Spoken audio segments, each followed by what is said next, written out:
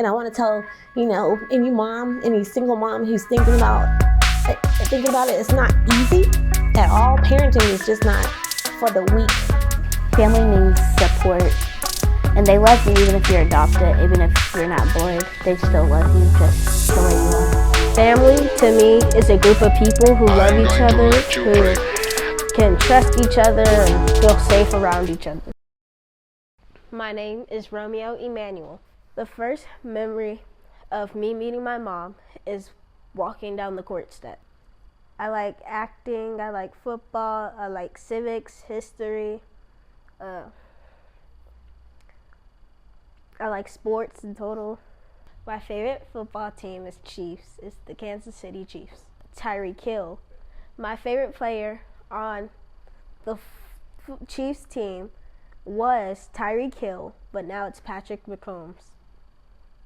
The feelings I have about my sister is that she's goofy looking, goofy sounding, goofy acting, goofy everything. She's funny. She's weird, yeah, and ferocious. I'm the older brother. I look out for my sister when we're in like places we don't know with people we don't know. We don't currently go to the same school, but we will next year. I'm looking forward to going to the same school with my sister. We have made some plans to do some things, fight some people. Yeah. So this is one girl named. Is she really on my nerve? She gets on my nerve. She just tries me. Like, I'm totally chill with her, but she just comes up to me and she keep like pressing me to do something, but I don't want to do something. But all I know is that if I do something, she's gonna regret it. Well, this book is about Black adoption experience. There's me, cutest one there, and it has a story of like a little section my mom wrote about our adoption. She uses our middle names though. Yeah. My favorite part of the book is the part that my mom wrote. Found it. I was called to being a foster mother, but I never imagined becoming a single adoptive parent. When Jania came into my life, I had taken a long voluntary break from fostering. On the last day of my spring break as a teacher, I had forgotten and ignored the call from Family Support Services. They called and expressed that I had not had a placement in a while and asked if I could take a baby. I asked if I could think about it and call them back. My previous but short experience with foster care taught me to ask the right question. When I called back, I learned that there were no new addictions and that the baby was born free of drugs. Needless to say, I accepted the placement. Later, the social worker showed up at my door with the cutest 3-month-old baby girl. I spent months bonding with Jania, taking her to supervised visits and also getting to know her biological mother. Her bio mom was young and more interested in boys than following the case plan to get her children back. I encouraged her to do whatever she could to stay focused on obtaining her GED because these people are not playing about taking your kids. Here's the good part. There was times during the process where the social worker seemed very unsure about the case or was not present. I attended the court appearance and kept the bio mom updated on Jania's progress. After a year later of fostering, the adoption process came. The real good part. Jania's brother, Josiah, who was in another foster home with his older sister, came to live with us. He knew right away that I was going to be his mommy. He was and still is highly intelligent. That's true.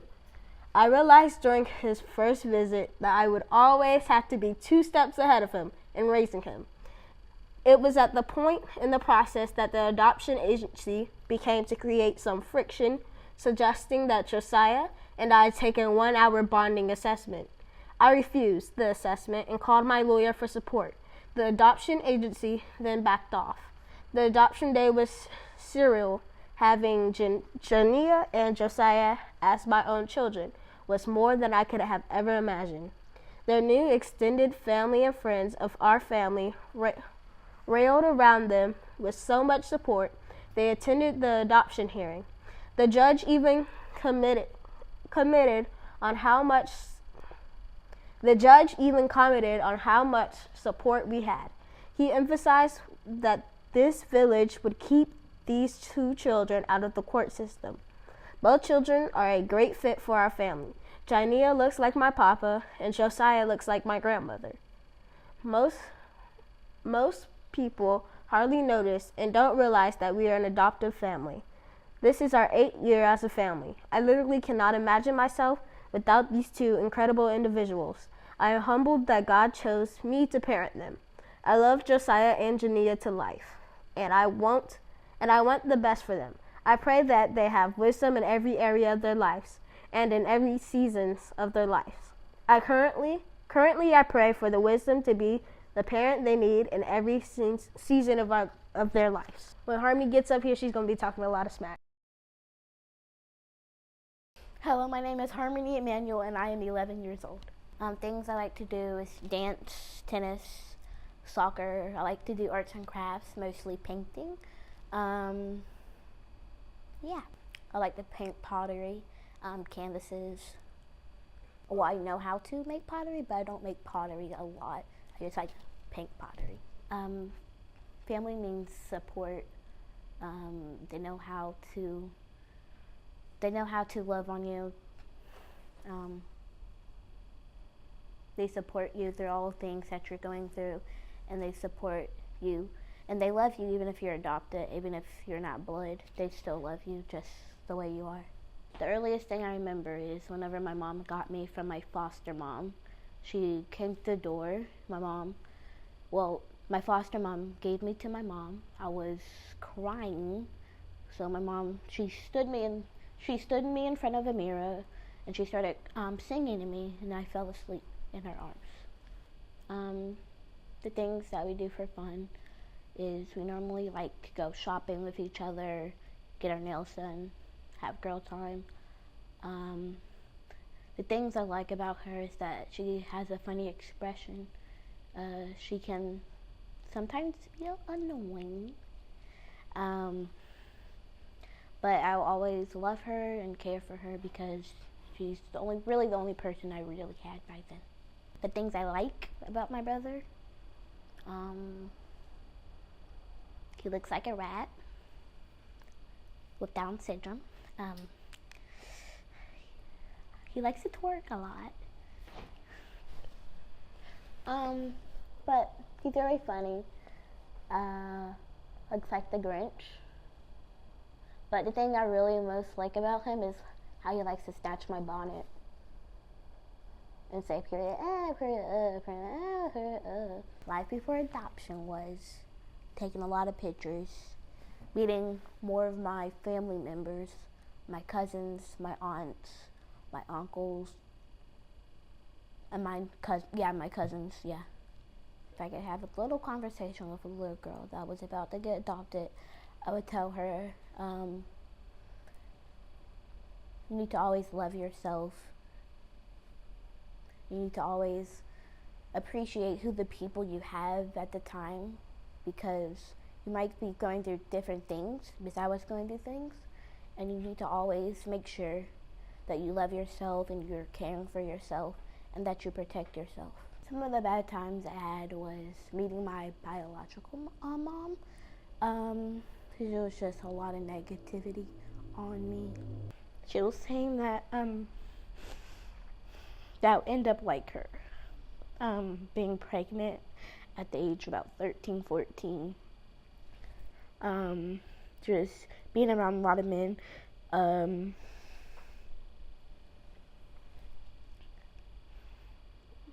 Saying I won't have a life. My life is terrible with the mom I have. My mom is old enough to be my grandma. I'm ugly. I don't belong in this world. She told me over text to go find my dad. And she also told me that she was dumb for having me. And I replied to her and I said, well, thank you for being dumb. Because I wouldn't have this life if it wasn't for you.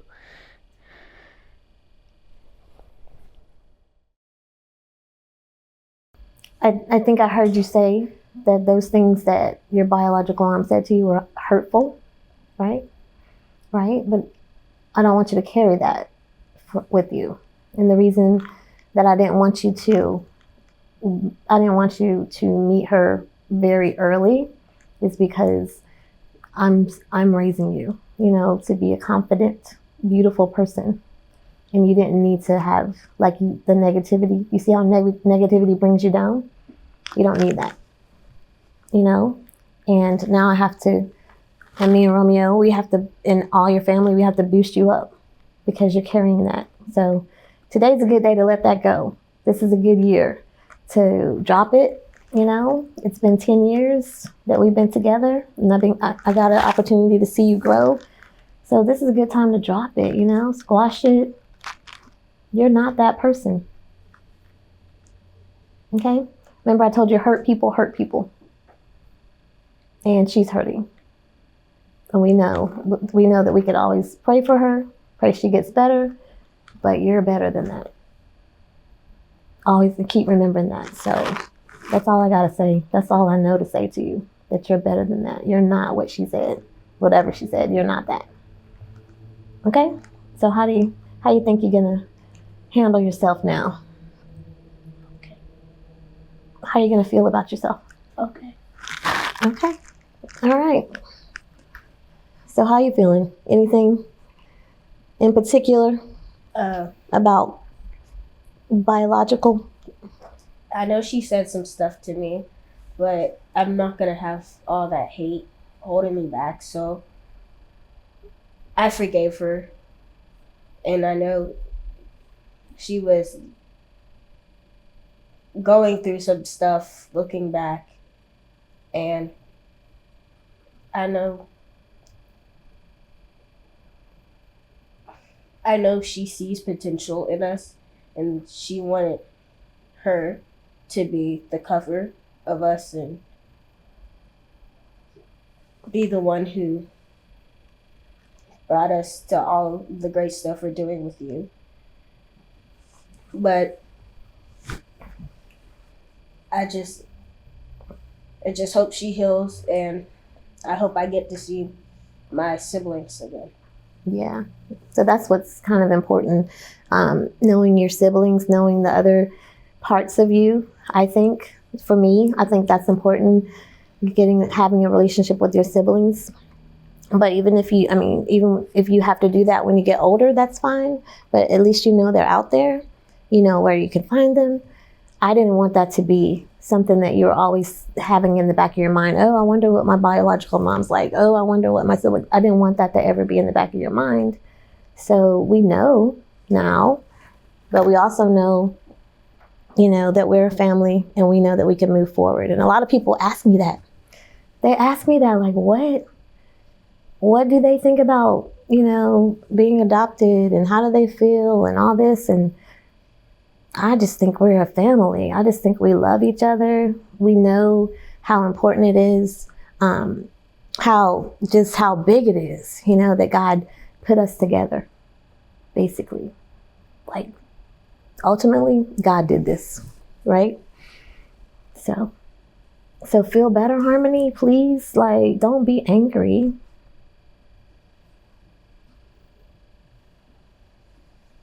Harmony's like real, what is that word? Not spicy, but she has fire. She has some fire. And if she could just spit back whatever she's feeling right now to her biological mom, she would do it. But I have to let her know, that's not respectful. But there's a lot in her that she just wants to say back at 11 years old. So you can actually write it down, get it out of your system, and move on. And forgive, it's the best thing to do, right? My biological mom, she once said to me that I was gonna be stupid and I'm not gonna get an education and not gonna be able to get my GED. When I already know that I'm not gonna drop off out of high school or out of college. Yeah. You're pretty brilliant, and so are you. There's no reason why you shouldn't be doing a lot better than just where you came from. You know what I mean? Your start was rough. You had a rough start. Like, how many people start out in foster care? You know? And then you're going to be so amazing. You're going to be so amazing. Veterinarian? Did you tell everybody you're going to be a veterinarian? You didn't say that part? Romeo's going to be all these things after he goes to the Army and the Marines. And be a firefighter. You're a firefighter. What are you going to be? Okay, What are you going to be this week? All out. I can lay this all out. So first, I would either be a military officer, artillery officer, or Marines officer, or a constitutional lawyer, Bill of Rights lawyer, a judge, a Court of Appeals judge, an actor, football player, every little boy black dream.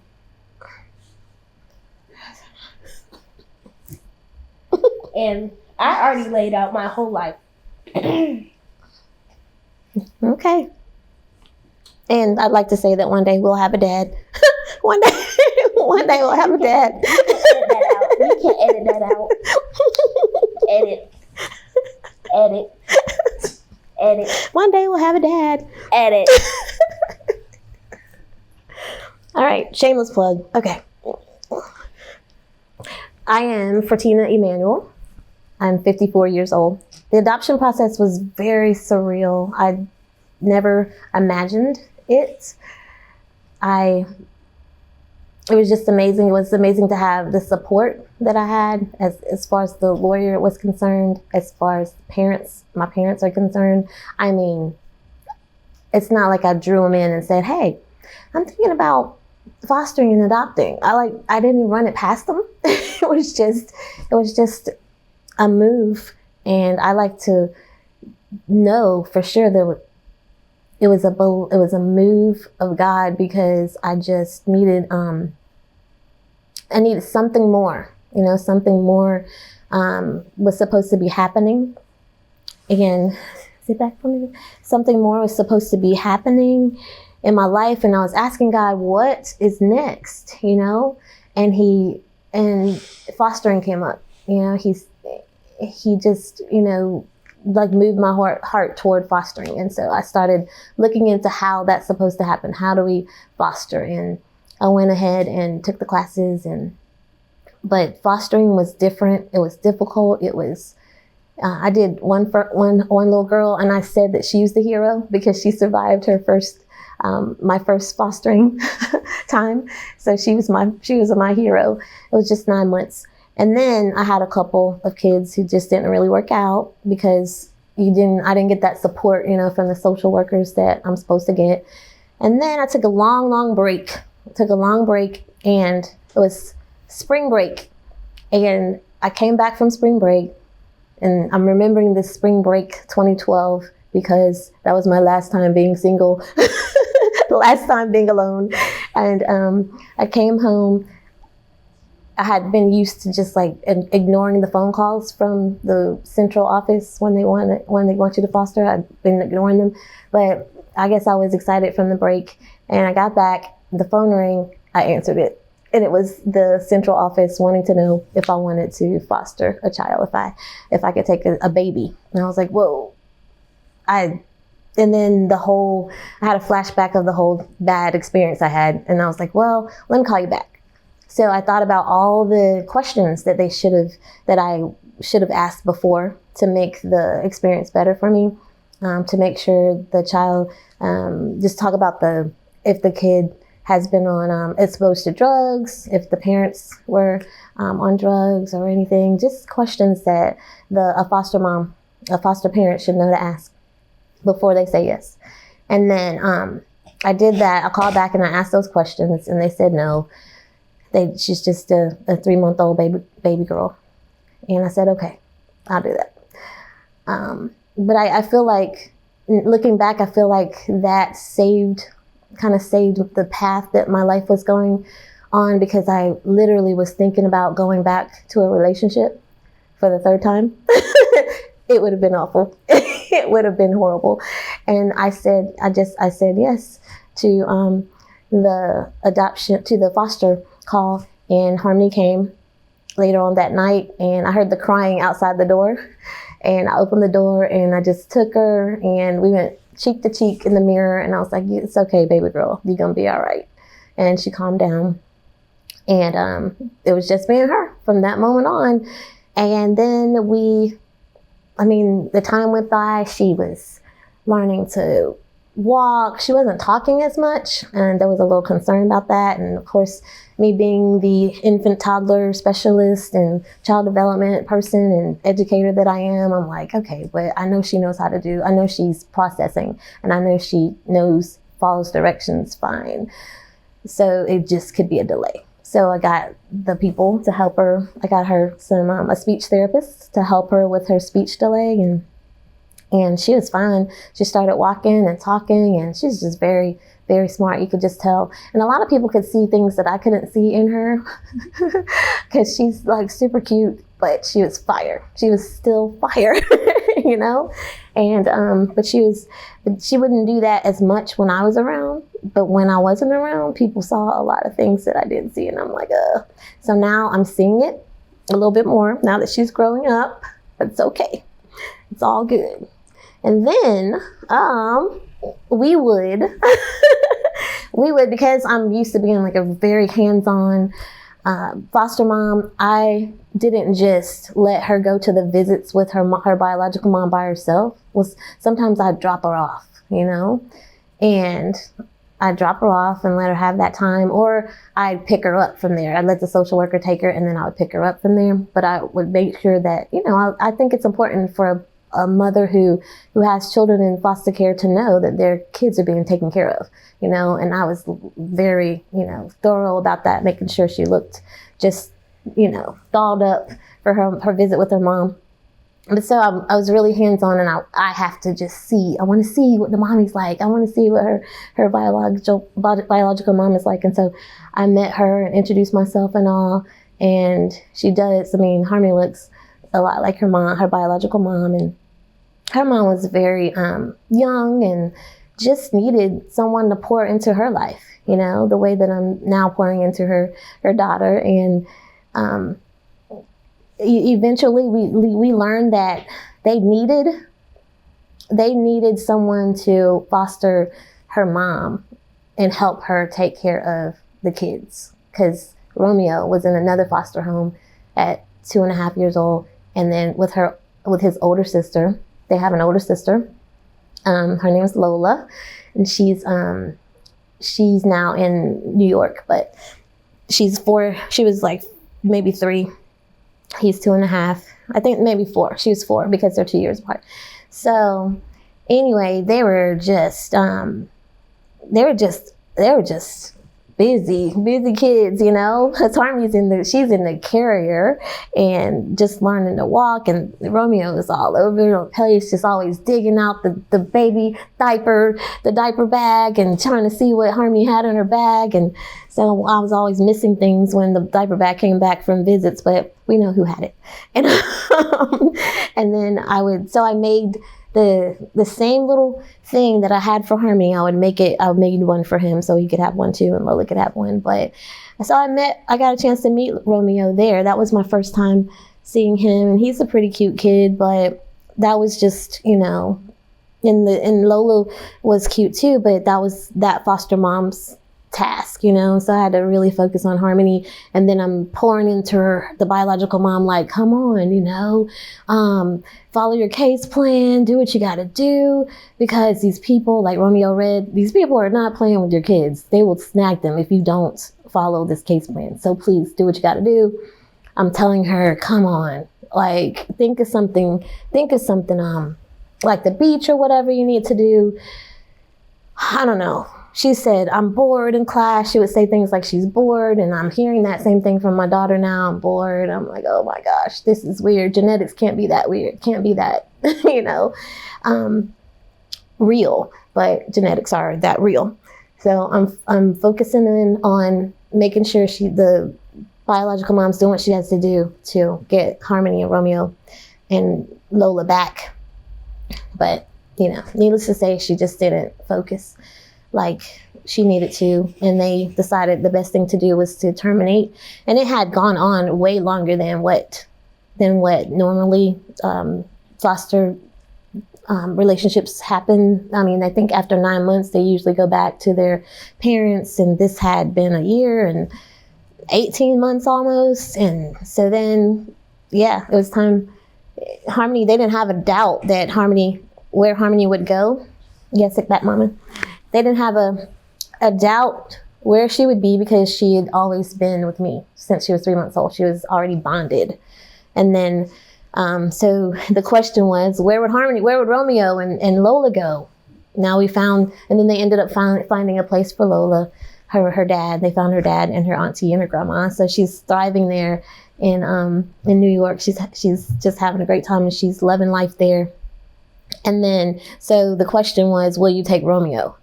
And I was like, okay, God. And I've seen Romeo, and I've seen Romeo fall on the ground. I've seen him screaming. I've seen him all over the place. And I was like, I don't know. I don't know. I can't just So that was something to think about. And I thought about it, but then I was like, I don't even have a reason why not to say to Harmony. Like, when Harmony gets older, I was thinking, well, how would I explain to Harmony, why didn't you take my brother? If she asked me that, and I was like, I don't have a reason for that. And then I said, okay, God, it's all on you. It's on you.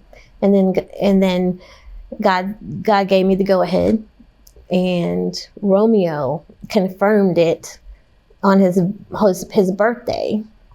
He visited with us. It might have been a little bit before his birthday. Romeo confirmed it. You got to sit back.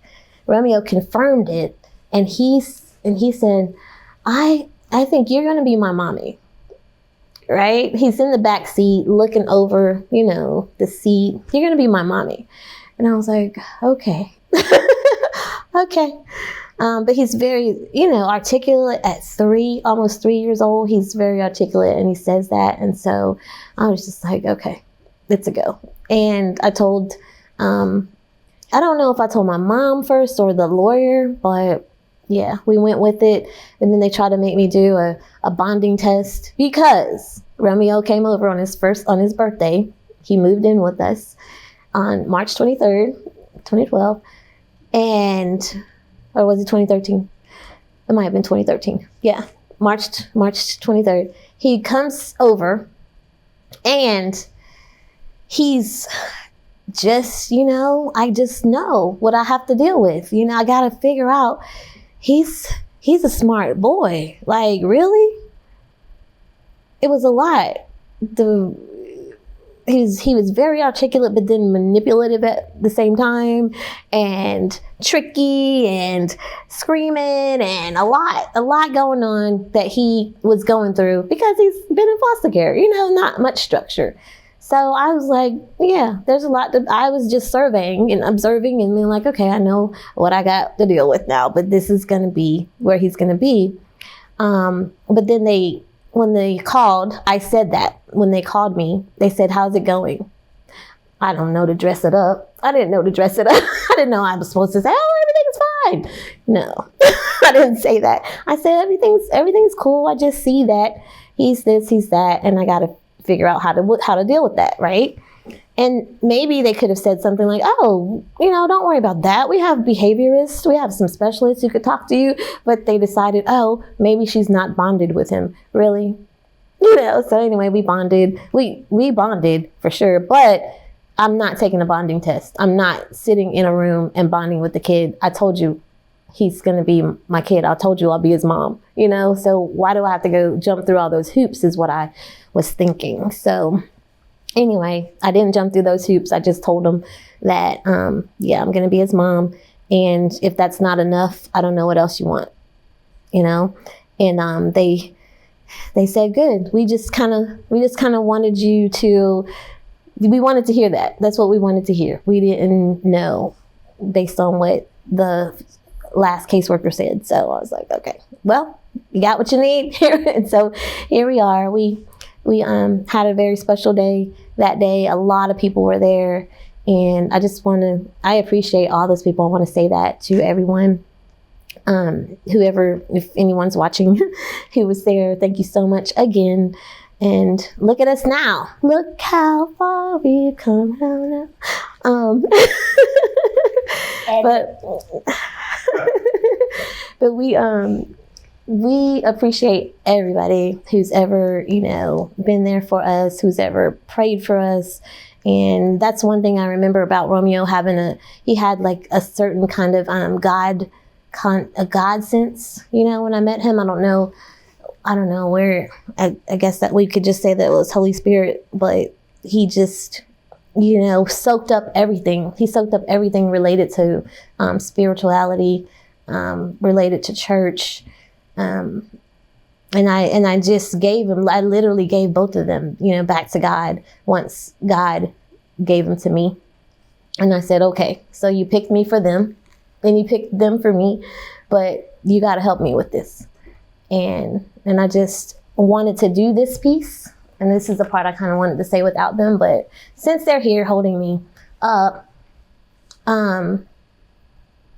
every so often, I mean, it's not few and far between at all, but like, it feels like every other day I could just be walking somewhere with them, or we could be getting ready for a special occasion, and it's just fun stuff, and I'm just in awe because literally God did this, and it's just overwhelming to believe how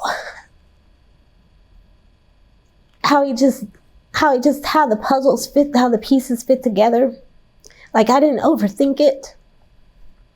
I didn't go asking a whole bunch of people, should I do this? Should I do that? Should I adopt her? Should I adopt him? We just did it.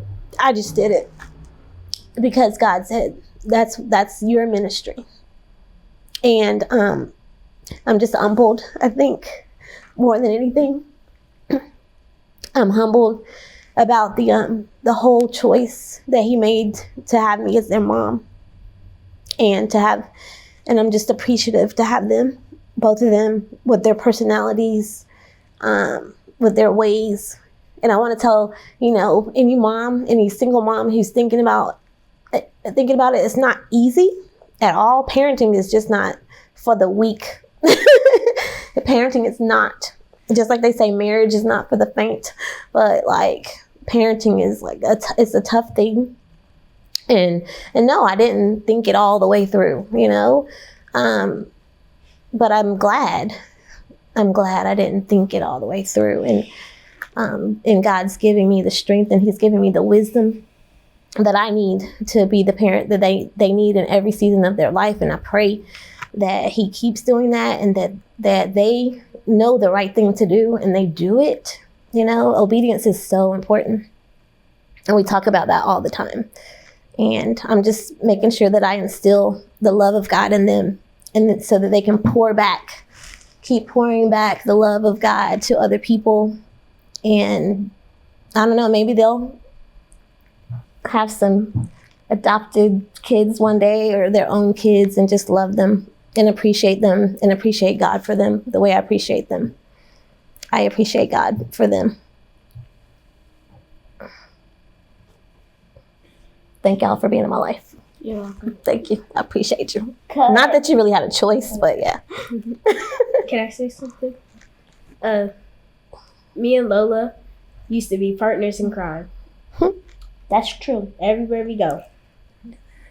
And my foster care mother once told me that once when we were in the store and we were on one aisle, and I asked if I could get a toy, and she said no.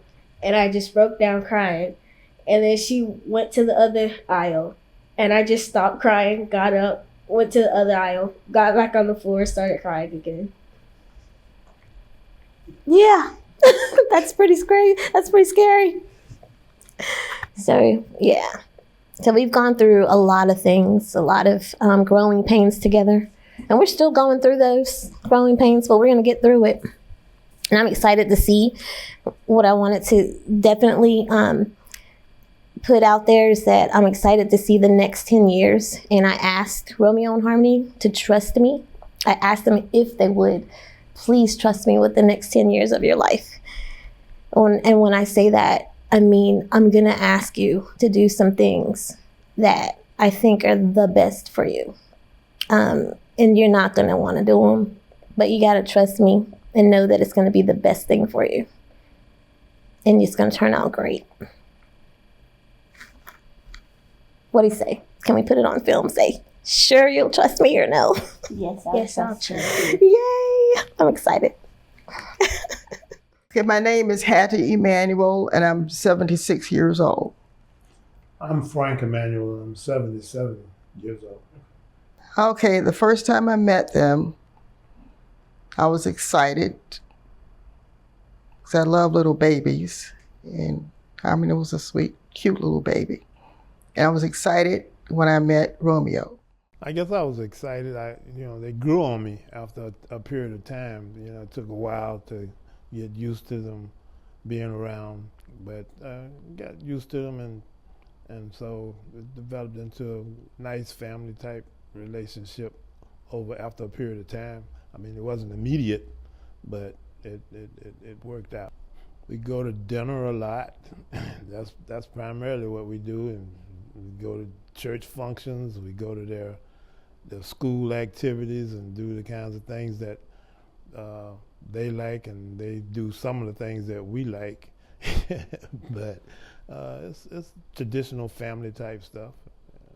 Well, the things that we do with them, well, basically the same thing that he says. We go to most of their school activities, sports activities, and we love eating out together, especially after church. The favorite restaurants that they like to go to, well, they like to go to Fogo de Chao, and yeah, they like hot pots, but but I don't like it, but they love it. So I go sometimes just to please them, but most of the time I'm just going there just because that's where they want to go. They have the food. You get the food raw, and then you bring it to the table and cook it. Yeah, I don't like all that work. When you're going out to eat, I want my food already cooked and brought to the table so I'm ready to eat. I don't have to sit there and cook it too.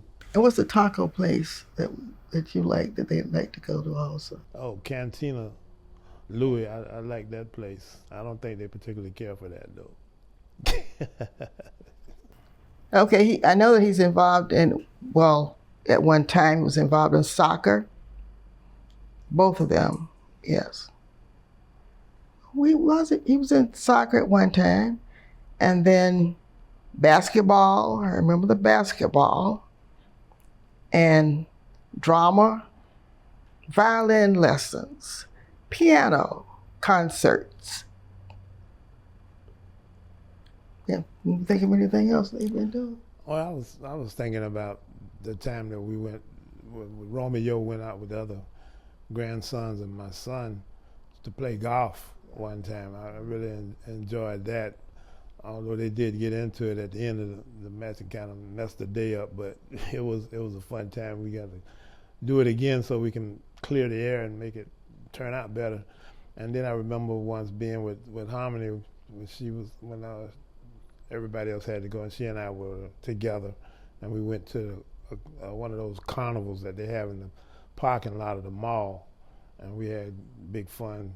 I don't know if she remembers that, but I really enjoyed taking her out there, going on the Ferris wheel, and the Ferris wheel got stuck at the top, and we could look around over the city and see the city from the top of the Ferris wheel. That was fun.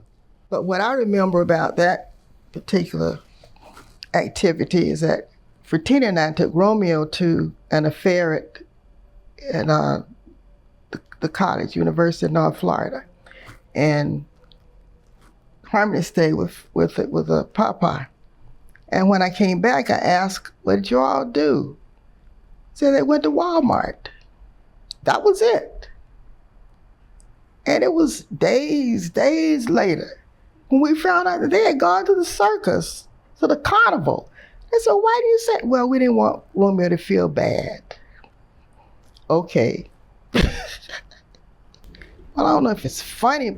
Well, I don't know if the story is funny, but my husband planned a 75th birthday party for me. Surprise birthday party. They were in on everything. Never said a word. I would pick them up from school. Nobody ever mentioned it. About 90% of the people from my congregation knew about it. Nobody said anything, but I was just surprised that the two of them were in on the planning and never mentioned it. I recall the incident with Fratina when Romeo, not Romeo, but Harmony was a baby. And when she first, we went on a trip, I forget where we were going. Robins? Yeah, and we stopped on the side of the road because we had to change a diaper. And Fratina acted like I didn't know what to do. I mean, like she was reluctant to let me hold the baby. I'm like, I held you when you were a baby, so now you're gonna be sensitive to the fact like you don't think I can handle this baby? I was really offended by that, but it turned out okay. And now she'll just throw out the truck of the car and keep driving and leave her there with me. So it's almost, she's gotten used to her being with me now, but when she first came on board, she acted like she didn't trust me, that I couldn't handle the baby. But I've been handling babies for years. Okay, to Romeo and Harmony, I just want to say that you are intelligent, articulate, talented, kind, and spiritual. And I am so honored and blessed to be your grandma.